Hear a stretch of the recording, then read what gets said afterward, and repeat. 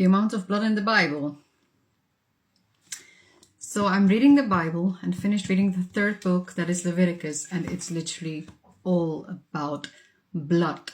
Entire chapters about blood sacrifice for sin, for peace offerings.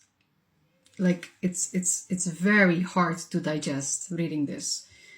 Let me just give an example. That is Leviticus 1. The Lord called to Moses and spoke to him from the tabernacle of meeting, saying, "Speak to the children of Israel and say to them, when any of you brings an offering to the Lord, you shall bring your offerings of the livestock, of the herd, and of the flock.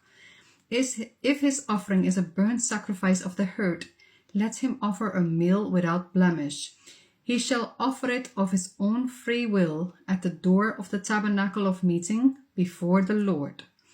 Then he shall put his hand on the head of the burnt offering, and it will be accepted on his behalf to make atonement for him. He shall chuck the bull before the Lord, and the priests, Aaron's sons, shall bring the blood and sprinkle the blood around on the altar that is by the door of the tabernacle of meeting. And he shall skin the burnt offering and cut it into pieces.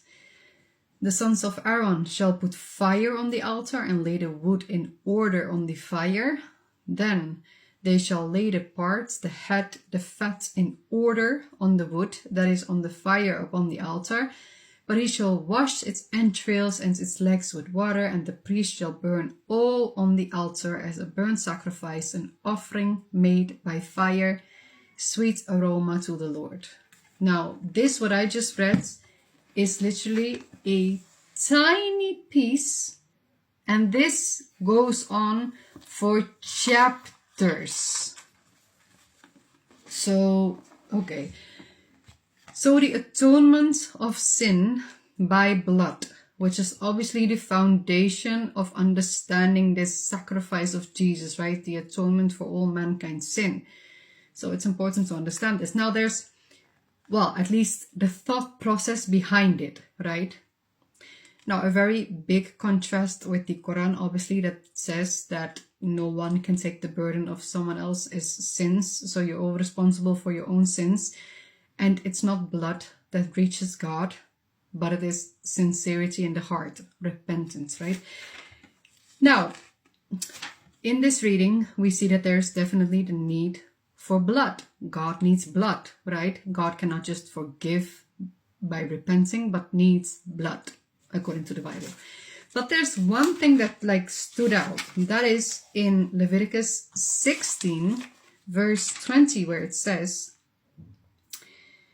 "When he has made an end of atoning for the holy place, the tabernacle of meeting, and the altar, he shall bring the live goat, a living goat.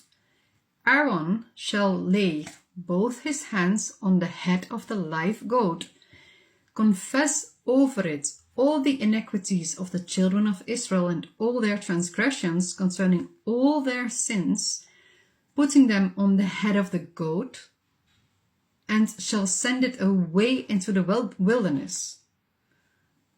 The goat shall bear on itself all their iniquities to an uninhabited land, and shall release the goat in the wilderness."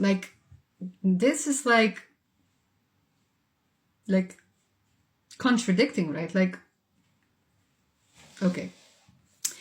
What do we think about that? Because I don't really know, I don't really see a reason why this time it can be on a living goat. Well, all the other times it has to be blood. But okay.